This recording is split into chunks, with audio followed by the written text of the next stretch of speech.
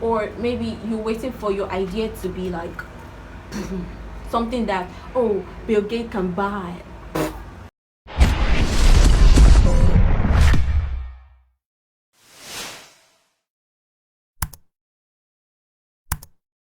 So I'll be giving out reasons why you need to start a business before 20.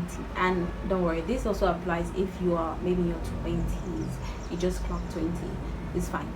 So one of the reasons is that degrees aren't worth as much as they were in the past. A lot of people now, especially in this country, are going to school just to get what I call panli, just like certificate, just to get a degree that, oh yes, I went to university. Most people don't end up becoming whatever that they've studied. Maybe you study, oh, I want to be a lawyer, and then you end up having a fashion business.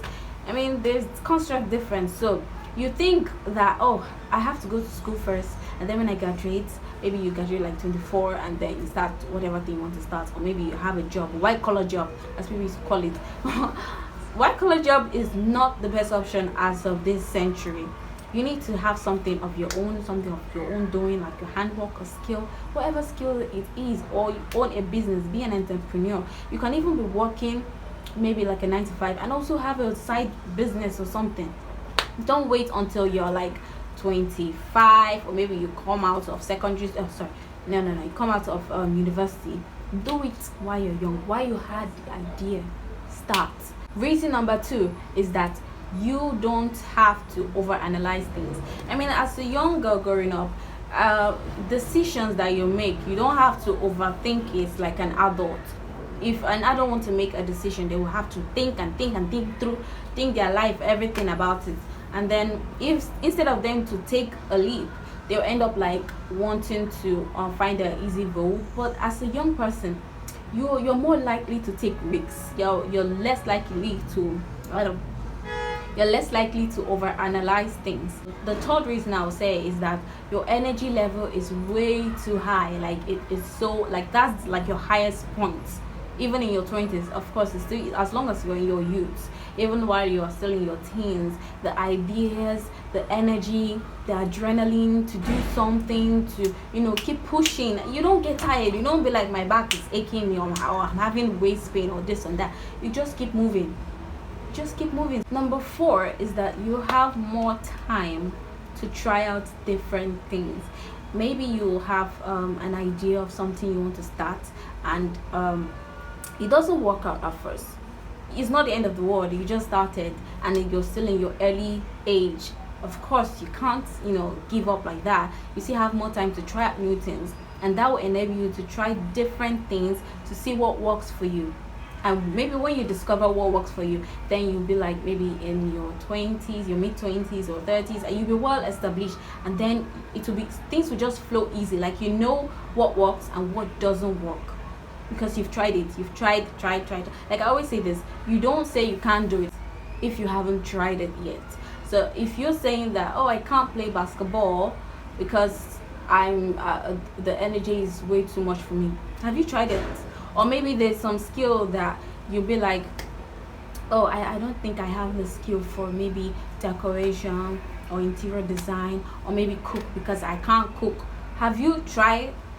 Even if you've tried, have you tried to learn? Because there's a learning aspect in things. Even if you can't do it naturally, there's a learning aspect. You have to learn some things. Have you tried learning those things? Have you tried, like, you can't say you can't play tennis if you've never tried it before.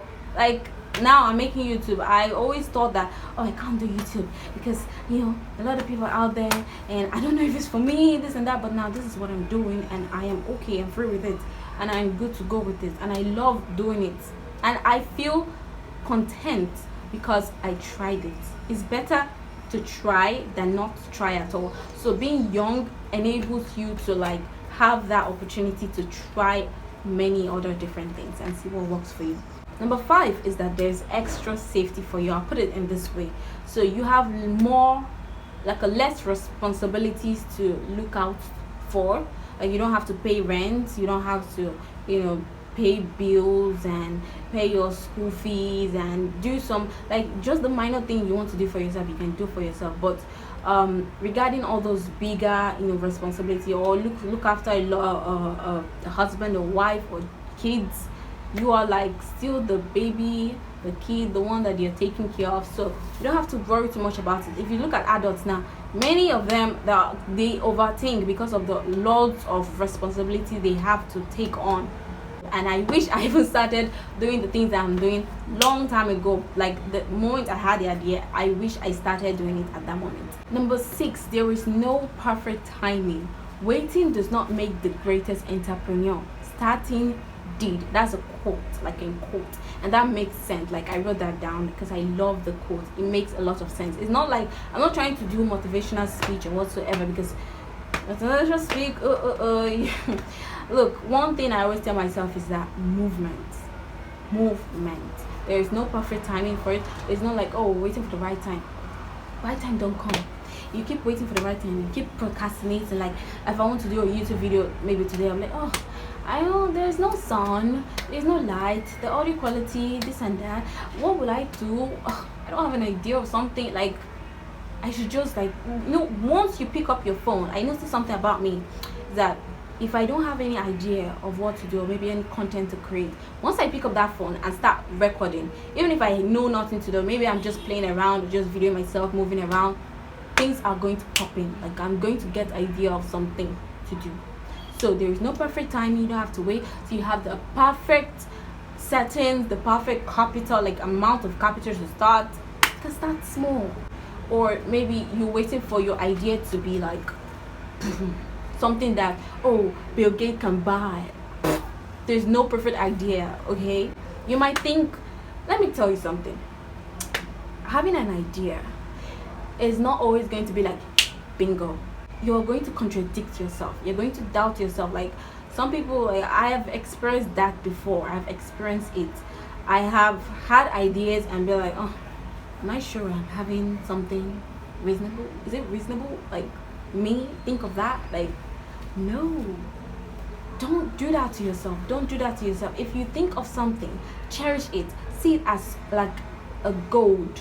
Don't just throw it away because you think you're not well enough to have such ideas, or maybe it won't work out because you feel like you're not supposed to be in that area of idea thinking, or you don't see yourself doing big things unlike other successful bigger people. Don't do that. That is self-diminishing. Number 7, I think I've said something similar to this. Like, don't feel like you're too young to start. Like I said, it's not a motivational speech or whatsoever. It's just me telling you frankly, you're not too young to start. I know when I said I want you to start a YouTube channel, that was when I was 12. And guess what? I started when I was 18. I did. It was so late for it. I wouldn't say it was late, but I should have started earlier. That's one thing I would tell myself. I should have started earlier. Number 8. So this one actually sounds similar to the ones I've mentioned earlier. So this one is simply like, how do I put this into context? So you have much more time to fail and get better.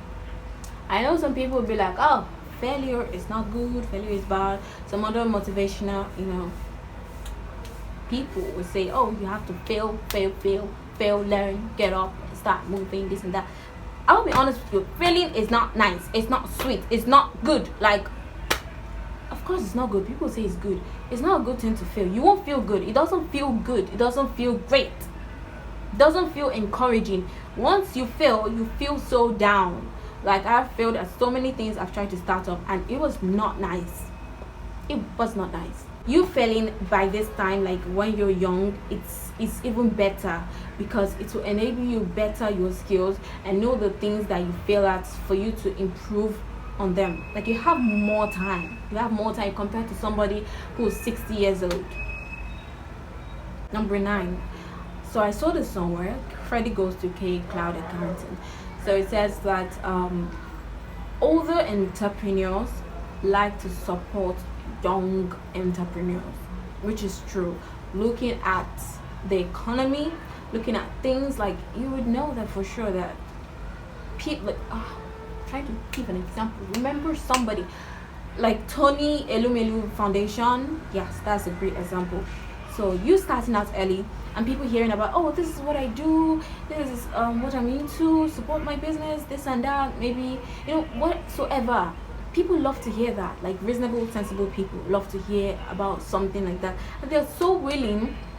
Some of them, I won't say all of them, are willing to assist or to help you in whatever way that they possibly can. So the next reason is that it enables you to discover what you're good at and what you're not at an early stage.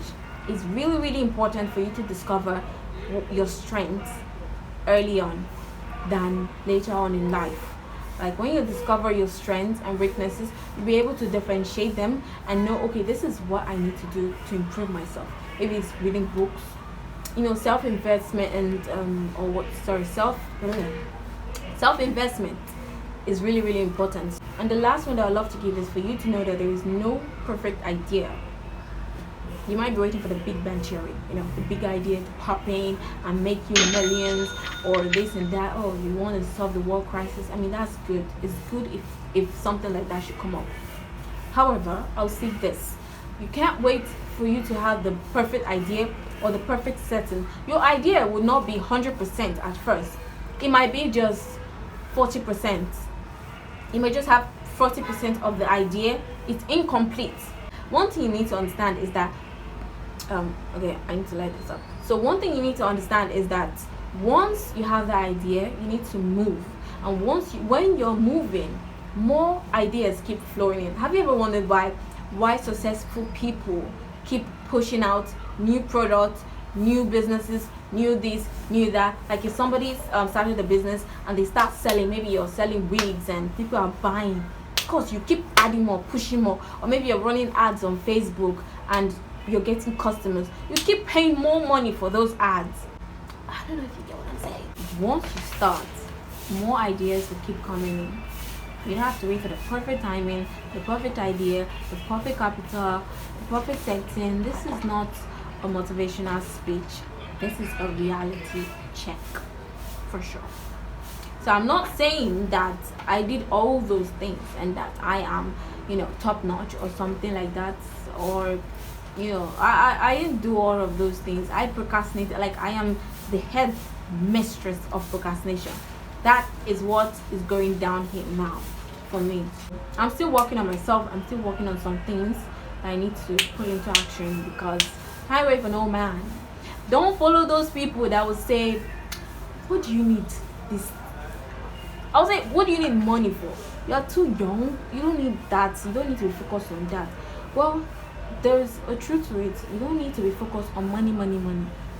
What you need to be focused on is self-investment. When you invest in yourself, money is going to find you. Businesses, connection, people are going to look for you. So self-investment is much more important. Find something that you could do that will benefit you in the long run. That's the end of this video, guys. I hope you like it and I hope you love it. Anyway, I hope you love it. Thank you and ciao. Forgive the audio, get a mic soon.